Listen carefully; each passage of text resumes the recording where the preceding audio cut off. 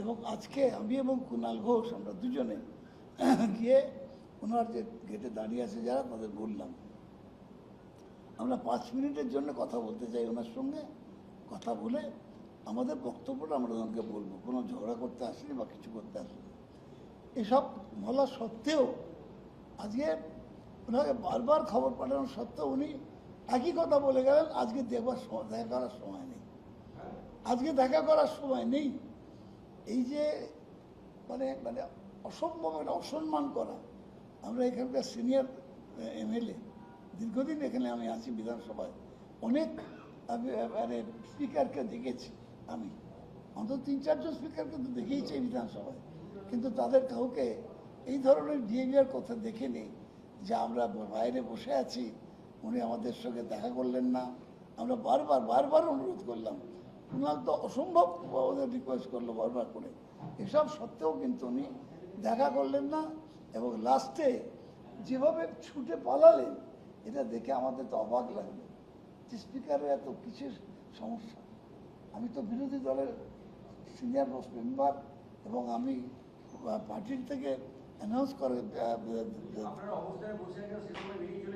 আমাদের সামনে দিয়ে উনি পড়ে যাচ্ছিলেন, তো ছুটে গেলেন, সিআইএসএফ পুলিশ স্টাফ সবাই মিলে কর্ডন করে ওকে নিয়ে গেল।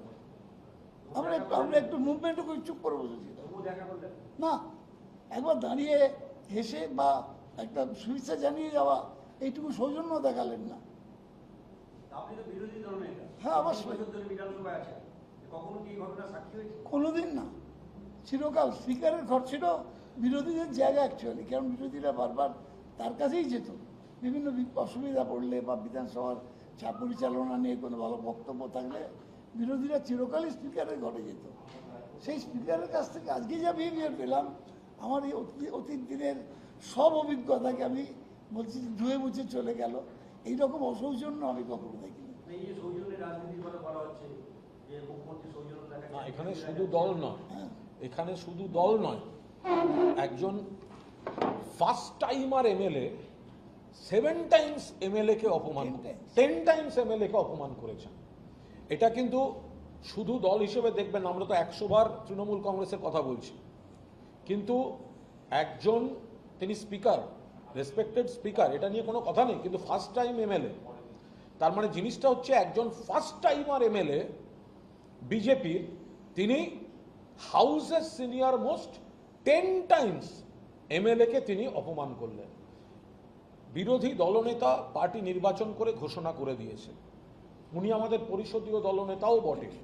তাহলে শোভনদেব চট্টোপাধ্যায়, যিনি senior most member in this house, তিনি ঘর পাচ্ছেন না।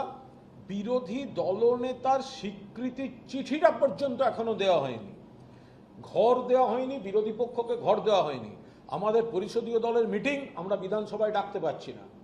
এই পরিস্থিতিতে বারবার যখন শোভনদেববাবু যোগাযোগ করেছেন, তারপরে আজকে শোনা গেল যে স্পিকার আছেন কিন্তু আজ আবার কলকাতার বাইরে চলে যাবেন, সত্যি মিথ্যে জানি না, তখন আমাদের কাছে খবর এলো। তখন সেটা শোভনদেববাবু কিন্তু শুধুমাত্র এটা বলতে গেছিলেন যে আমাদের যেটা প্রাপ্য বিরোধীদের ঘর, এটা আপনারা কবে দেবেন। এর জন্য এটার জন্য আমাদের এতজন এমএলএকে ডেকে এনে যাওয়ার দরকার নেই, এটার জন্য কোনো সিন ক্রিয়েট করার দরকার নেই।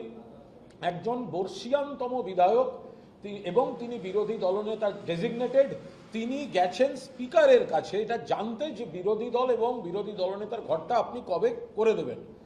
সেখানে তিনি বসে আছেন, তার ওখানকার স্টাফরাই বললেন যে আমরা প্রথমে জিজ্ঞেস করে নিয়েছি, তারা বললেন কোনো গুরুত্বপূর্ণ মিটিং চলছে না। তাহলে আমরা নিশ্চয়ই বলতাম না, ফাঁকা আছেন, তাহলে একটু বলুন শোভনদেববাবু দেখা করবেন। এসে বললেন না এখন দেখা হবে না। আমরা বললাম হাতে সময় আছে, বলুন দেখা, বলো হবে না।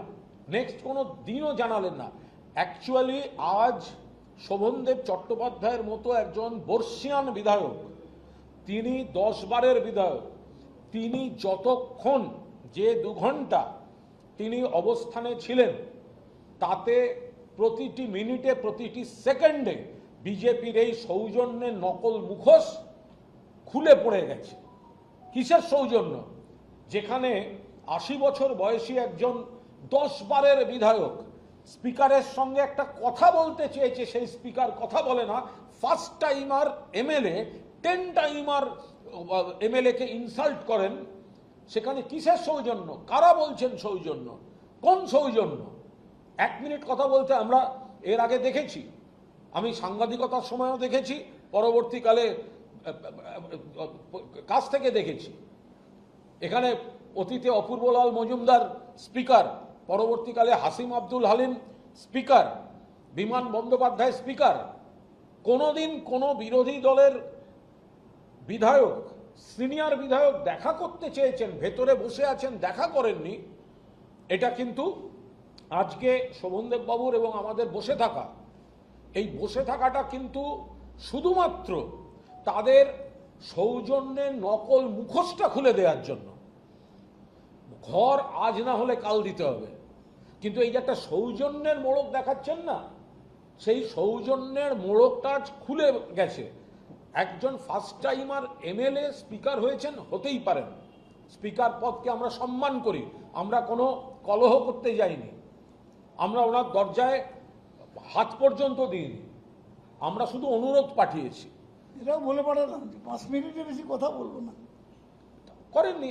আমরা এটা যারা মানে যারা ভাবছেন কি হলো, দেখা করলো না, তো জেনে রেখে দিন, এটা আমরা চেয়েছিলাম হয় দেখা করুন, না হলে দেখা করবেন না, কিন্তু এই মুখোশটা খুলে যাক যে ওখানে নাকি কোন মিটিংয়ে কাকে ডেকে কথা বলছেন। আরে বিরোধী দলনেতা শোভনদেব চট্টোপাধ্যায় 10 বারের বিধায়ক, তিনি, তাকে 1 মিনিট টাইম দিচ্ছে না, তাহলে অন্য জায়গায় সৌজন্যের গল্প কাদের দেখাচ্ছেন, কিভাবে দেখাচ্ছেন? আর শেষে যেভাবে বেরোলেন অবাক লাগছিল। শোভনদা বসে আছেন, আমি বসে আছি, বিধানসভার কর্মীদের দিয়ে ব্লক করে দেয়া হলো, তারপরে নিরাপত্তা কর্মী, পুলিশ এবং কেন্দ্রীয় বাহিনী, মানে শোভনদেব চট্টোপাধ্যায় এবং আমার বসে থাকা থেকে বার করার জন্য পুলিশ, স্টাফ, কেন্দ্রীয় বাহিনী, এ ভাবা যাচ্ছে না। এমনভাবে তড়িঘড়ি করে বের করলেন এবং ভদ্রলোক এমন ছুটছিলেন, বেচারি চেয়ারে হোঁচট খেয়ে গেলেন। এটা পড়ে গেলে আমাদের চিন্তা হচ্ছিল, আমরা বললাম পড়ে গেলে খুব লাগতো, আমরা তো নড়িও নি, আমরা কেন, আমরা বাধাও দেবো না, কিছু করি না। আমাদের দেখা করার উদ্দেশ্য ছিল ঘর এবং অধিকারটাকে প্রতিষ্ঠা করা। এটা শুধু ঘরের ব্যাপার নয়, এরা বিরোধীদের অধিকারটা প্রতিষ্ঠা করা। আর দ্বিতীয় উদ্দেশ্য ছিল ওদের সৌজন্যের মোড়কটা খুলে দেয়া। শোভনদেব বাবুর মতো একজন সিনিয়র মোস্ট নেতা, তিনি টানা 2 ঘন্টা বসে থেকে এই প্রতিবাদের মধ্যে দিয়ে বিজেপি যে একটা মানুষের কাছে সৌজন্য দেখাতে চাইছিল, সেই মুখোশটাকে একেবারে খুলে দিয়ে বিজেপির আসল চেহারাটা প্রতিষ্ঠা করে দিয়েছে।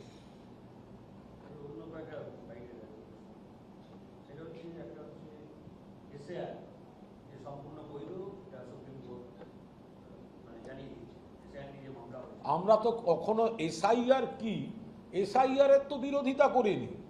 এসআইআর তো একটা প্রসেস, অতীতেও হয়েছে, ভবিষ্যতেও হবে। এসআইআরটা যে পদ্ধতিতে হয়েছে, যে তাড়াহুড়োয় হয়েছে, যে রাজনৈতিক উদ্দেশ্য প্রণোদিতভাবে হয়েছে, যাদের হ্যারাস করার টার্গেট করে হয়েছে, আমরা এই প্রসেসটার করা বিরোধিতা করেছি। এবং বৈধ ভোটারদের যেভাবে লাইনে দাঁড় করানো হয়েছে, দৌড় করানো হয়েছে, বাদ দেওয়া হয়েছে, আজও বাদ আছেন, আমরা সেই প্রসেসটার বিরোধিতা করেছি। এসআইআর একটা প্রক্রিয়া, তার বিরোধিতা তো তৃণমূল কোনোদিনও করেনি। যে পদ্ধতিতে বিজেপি ভোটকে সামনে রেখে এখানে উদ্দেশ্য প্রণোদিতভাবে ভোটার লিস্টকে রাজনৈতিকভাবে প্রভাবিত করার জন্য যে পদ্ধতিটা নিয়েছে, যাতে সাধারণ মানুষের মৃত্যু থেকে সাধারণ মানুষের হয়রানি হয়েছে, আমরা তার বিরোধিতা করেছি।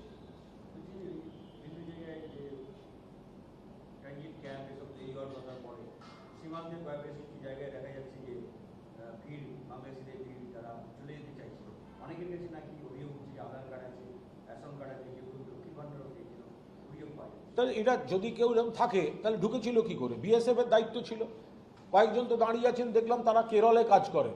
এবার বোঝো কেরলে কিভাবে কাজ করেন। তো ফলে বিএসএফ এর দায়িত্ব আটকাবার, ও তো কত বছর থেকে কে ঢুকে বসে আছে, তো বিএসএফ আটকায়নি কেন? বিএসএফ আটকায়নি কেন? বিএসএফ তো কেন্দ্রীয় সরকারের, বিএসএফ তো কেন্দ্রীয় স্বরাষ্ট্র মন্ত্রকের, পশ্চিমবঙ্গের সীমান্তে যদি দেখা যায় তো ত্রিপুরা সীমান্তটা দেখুন, কয়েকদিন আগে আগরতলা স্টেশন থেকে রোহিঙ্গা এবং অবৈধ বাংলাদেশি ধরা পড়েছে, সকল ডবল ইঞ্জিন সরকার। তো ওখানে কি করছিল তাহলে বিজেপি? ফলে কে কবে কোথা থেকে ঢুকে বসেছিল তার দায় কেন্দ্রীয় সরকারের সেন্ট্রাল এজেন্সিগুলোর, তাদের তো দেখার কথা। অন্য রাজ্যে চলে গেল, কেরলে গিয়ে কাজ করছে, তার দায় পশ্চিমবঙ্গ সরকার নেবে? স্বরূপ ঘোষ এবং অরূপ চক্রবর্তী যারা কলকাতা পৌরসভার স্বরূপ ঘোষ বড় চেয়ারম্যান ছিলেন, সুশান্ত ঘোষ বড় চেয়ারম্যান ছিলেন, এই সেই পদ থেকে সরে দাঁড়ালেন। অরূপ চক্রবর্তী যিনি একটি কমিটিতে ছিলেন, সেই পদ থেকে সরে দাঁড়ালেন এবং তারা সাংবাদিক সম্মেলন করে তারা এবং ওনারা কি বলেছেন, দল নিশ্চয়ই নজর রাখছেন ওদের বিষয়ে। আমি আলাদা কোনো মন্তব্য আমরা কেউই করব না। দল নজর রাখছেন। আমরা পুরোদস্তুর তৃণমূল কংগ্রেস ছিল, তৃণমূল কংগ্রেস আছে, তৃণমূল কংগ্রেস থাকবে। এখনও তৃণমূল কংগ্রেসের এতজন বিধায়ক, 42 জন সাংসদ, এতগুলি পুরসভা, এত হাজার পুরপ্রতিনিধি, এত হাজার ত্রিস্তর পঞ্চায়েত সদস্য, ইলেকশন কমিশনকে ব্যবহার বা অপব্যবহার করে আমাদেরও কিছু ভুল ত্রুটি ছিল। তাতে একটা বিরোধী পক্ষে আমাদের বসিয়ে দিয়েছে নির্বাচন কমিশন। ভোটার লিস্ট, তার মধ্যে ম্যানিপুলেশন ছিল, ভোট পদ্ধতিতে ম্যানিপুলেশন ছিল, সবথেকে বড় কথা 100 থেকে 120টা কেন্দ্রে ভোট কাউন্টিংয়ে লুট হয়েছে। একদম লুট। তো ফলে সেই জায়গায় দাঁড়িয়ে তৃণমূল আবার মানুষকে সঙ্গে নিয়েই মমতা বন্দ্যোপাধ্যায়ের নেতৃত্বে তারা ঘুরে দাঁড়াচ্ছে, লড়ছে। কাকুলি ঘোষ দস্তিদার, তিনি একটা দলের যে তৃণমূল মহিলা কংগ্রেসের চেয়ারপারসন, বলতে পারবো না। সেখান থেকে সরে দাঁড়ালেন, যা সাংগঠনিক পদ ছিল দাঁড়ালেন। দেখুন, আমি একেবারেই এগুলো বলতে পারবো না, এগুলো দলের বিষয়। এটা দলের নেতৃত্ব নিশ্চিতভাবে দেখছেন, ফলে এ বিষয়ে কোনো না।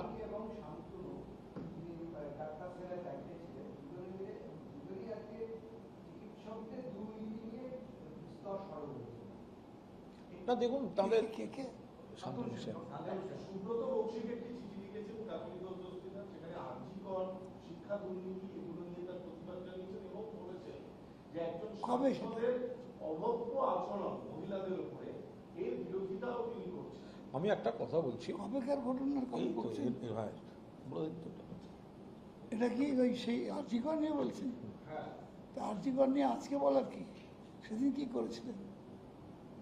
সেদিন কোনো কথা বললেন না, প্রতিবাদ করলেন না। আজকে যখন নির্বাচনে একটা সামান্য কিছু হলো, আমরাও 40.8 ভোট পেয়েছেন, ভুলে গেলে চলবে না।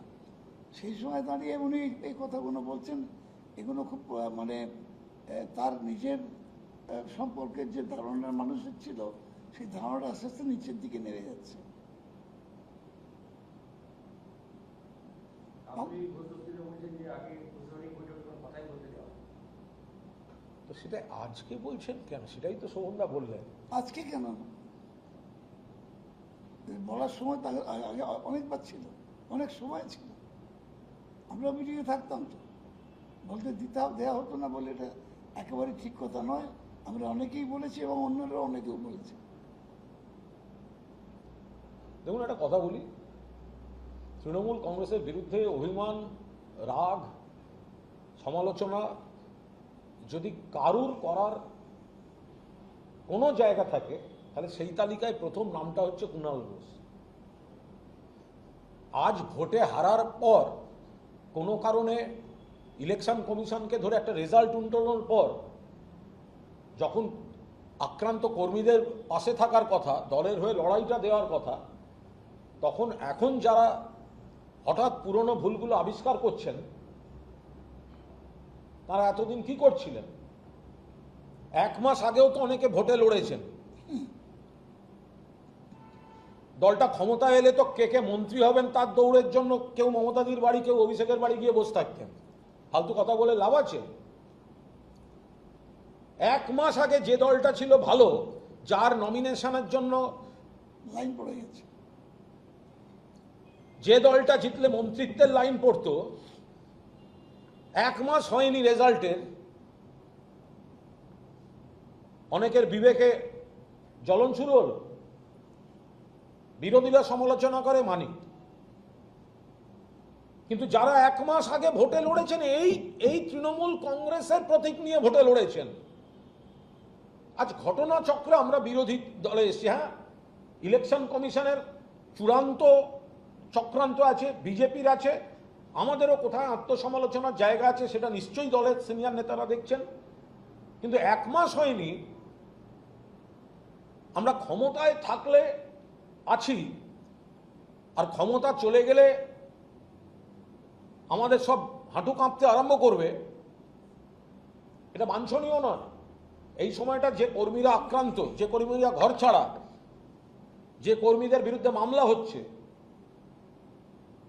আরে দলটাকে তো করা হয়েছে। একটা সময় তো একজন সাংসদ ছিলেন, মমতা বন্দ্যোপাধ্যায়। আমার পাশে যে মানুষটি বসে আছেন তিনি তৃণমূল কংগ্রেসের প্রথম বিধায়ক, একজনই ছিলেন প্রথম বিধায়ক। আজকে নিশ্চয়ই অনেকে অনেক কথা বলবেন, আমি কাউকে ব্যক্তিগত আক্রমণ করছি না, আমাদের দলেরই, কিন্তু আলাদা করে কারুর মন্তব্যের পরিপ্রেক্ষিতেও কোনো মন্তব্য করব না। আমি শুধু মনে করিয়ে দেব যে তৃণমূল কংগ্রেসের কারুর বিরুদ্ধে যদি কোনো অভিমান, কোনো রাগ করার অধিকার কারুর থাকে, তাহলে সেটা কুণাল ঘোষ, যার জীবন দিয়ে সেই যন্ত্রণা অনুভব করেছে, তারপরেও কিন্তু সে তৃণমূল কংগ্রেসের সৈনিক।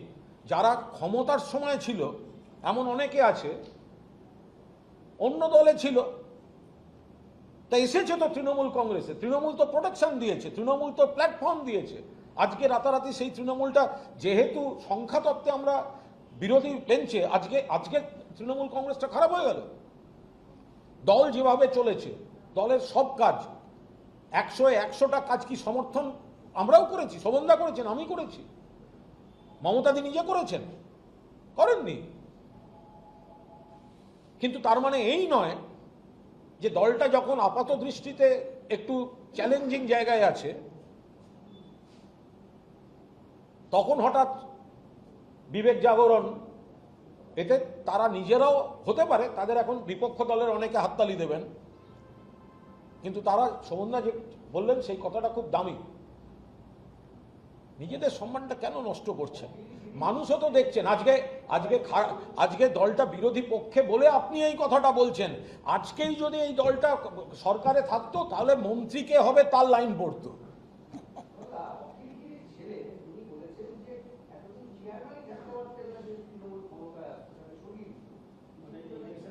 তৃণমূল জিতলে ইলেকশনের 15 দিন পরেই চেয়ারম্যান পদ থেকে সরিয়ে দিল, আই প্যাকেজে সরিয়ে দিল। বিজেপি এসেছে বলে এই ব্যাপারে কোনো মন্তব্য করবো না, কারণ আমরা তো বারবার বলছি যে কিছু বিষয় আছে যেটা আমাদের একদম নেতৃত্ব আভ্যন্তরীণ, আমাদের ভেতরে যদি কোথাও কোনো রকম কিছু সমস্যা থেকে থাকে, সেগুলো আমাদের লোকেরা আলোচনা করবেন। আমাদের নেতৃত্ব, মাথার উপর মমতা বন্দ্যোপাধ্যায় আছেন। পুরীর হোটেল থেকে গ্রেফতার হয়েছে দিলীপ, পালিয়ে বেড়াচ্ছিলেন। তো পুরীতে গেছিল, পুরীর হোটেল থেকে হয়েছে, জয়সালমীর গেলে জয়সালমীর হোটেল থেকে হতো। আমি কি উত্তর দেবো? বাড়ি থেকে পালিয়ে বেড়াচ্ছিলেন, তাকে অ্যারেস্ট করা হলো। সে তো পুলিশের ব্যাপার। এবার সেটা কতটা বৈধ, প্রতিহিংসা পরায়ণ না কি, সেগুলো পার্টি খতিয়ে দেখবে। তো এখন তো যে যাকে পাচ্ছে তাকে যা কেস পাচ্ছে দিয়ে দিচ্ছে। 21 সালের নাম করে যার মামলায় নাম নেই, সেই নতুন করে কেস তৈরি করে অ্যারেস্ট করে দিচ্ছে। ফলে দিলীপ মণ্ডল অ্যারেস্ট হয়েছেন নিশ্চয়ই, কিন্তু তিনি আদৌ কি অপরাধ করেছেন সেগুলো আমরা কেউ জানি না। সেকশনও দেওয়া হচ্ছে। সন্দেশখালীতে বিজেপি কর্মী খুনের ঘটনায় 10 জনকে গ্রেফতার করা হয়েছে। সন্দেশখালীতে বিজেপি কর্মী খুনের ঘটনায় পুরনো কেস, তাদের 10 জনকে গ্রেফতার করা হয়েছে। এই পুরনো কেসগুলো খুবই রহস্যময় এবং তাতে প্রতিহিংসা পরায়ণ মানসিকতা দেখা যাওয়ার আশঙ্কাও বেশি। তার কারণ হচ্ছে এগুলিকে নতুন করে ফ্রেম করা হচ্ছে, পুরনো কেসের নাম করে আজকের সক্রিয় বহু কর্মীকে তাদেরকে হেনস্থা করা হচ্ছে, মামলা মকদ্দমা দেওয়া হচ্ছে। ফলে আমরা কেস টু কেস বা পার্সেন্ট টু পার্সেন্ট খতিয়ে না দেখে সামগ্রিকভাবে এর কোনো মন্তব্য হয় না। এইটুকু বোঝা যাচ্ছে একটা প্রতিহিংসা পরায়ণ পুলিশি রাজ দিয়ে তৃণমূল কংগ্রেস কর্মীদের ওপর অত্যাচার চলছে। বলছেন উনি আর ভোটে দাঁড়াবেন না, সংসদীয় রাজনীতিতে পার্টিসিপেট করবেন না। ইন্দোনেশিয়ান, হ্যাঁ, আমি সরকারের বলতে পারবো না, আমি একেবারেই বলতে পারবো না। সংসদীয় রাজনীতি থেকে অনেকে অবসর নিয়ে নিচ্ছেন হেরে যাওয়ার পর, কি বলছেন? এটা কি করে বলবো, যার যার ব্যক্তিগত ব্যাপার। উনি বলেছেন, হয়তো এখন ওনার মনে হয়েছে সেটা, আবার একটু সময় যেতে দিন। হ্যাঁ, উনি মন্ত্রী ছিলেন, উনি বিশিষ্ট গায়ক এবং খুব ভালো বিধায়ক ছিলেন, মন্ত্রী হিসেবেও কিন্তু ভালোই কাজ করেছেন, পর্যটনের জায়গাগুলো যথেষ্ট ভালো কাজ করেছেন। কিন্তু কিন্তু উনি বলেছেন, ওনার কথা বলেছেন, সব ব্যাপারে আমরা কি মতামত। এত দূরে দূরে জায়গার নাম বলছো কেন, কাছাকাছি বলো না। কার পাট ক্ষেত? হ্যাঁ হ্যাঁ,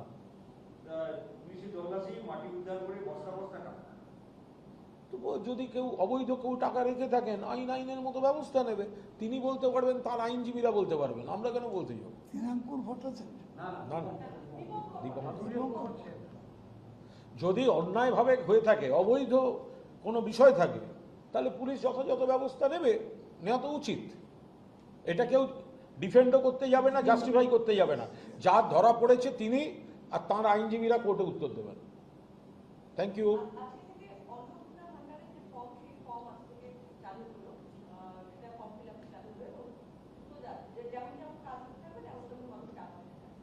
ওটা আমরা খতিয়ে দেখছি, আমরা একটু আগে ওটা বিষয়টা জেনেছি, আমাদের নেতৃত্ব গোটা বিষয়টা খতিয়ে দেখছেন। এখন দেখার বিষয় হচ্ছে সবাই পাবেন নাকি কে কে পাবেন আর কে কে পাবেন না। আগে যেটা লক্ষ্মীর ভাণ্ডারের ক্ষেত্রে এই কে কে পাবেন নার কোনো বিষয় ছিল না, তো এবার তো সেই যে ওদের ফর্মটি, তাতে দেখা যাচ্ছে একটা ক্রাইটেরিয়ায় যে এমন অনেকটা ক্ষেত্র আছে যেখানকার যারা জড়িত তারা সেটা পাবেন না। ফলে এটা আমাদের নেতৃত্ব খতিয়ে দেখে বিষয় যা জানাবার।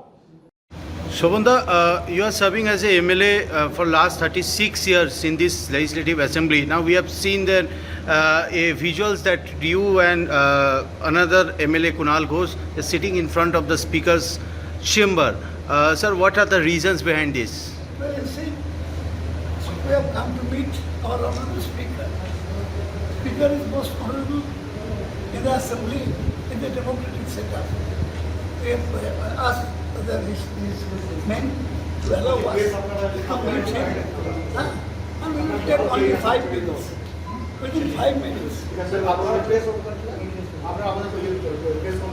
দেখুন, গণতন্ত্র, প্রেসকে সরিয়ে দেওয়া হচ্ছে, জোর করে এবার প্রেসকে সরিয়ে দেওয়া হচ্ছে, সৌজন্য, গণতন্ত্র, এগুলো দেখুন। একজন ये देखिए, पूरा देश देखिए, अभी प्रेस को वो लोग बोल रहा है यहाँ से हट जाने के लिए, और सीनियर मोस्ट जो एमएलए है यहाँ पर, वो बैठे हुए हैं स्पीकर से 1 मिनट हक का जो बात है वो बोलने के लिए। अभी वो लोग बोल रहा है प्रेस को हट जाइए। ये है डेमोक्रेसी। स्पीकर साहब का, ऑनरेबल रेस्पेक्टेड स्पीकर साहब का घर का सामने सीनियर मोस्ट, देखिए क्या कर रहा है।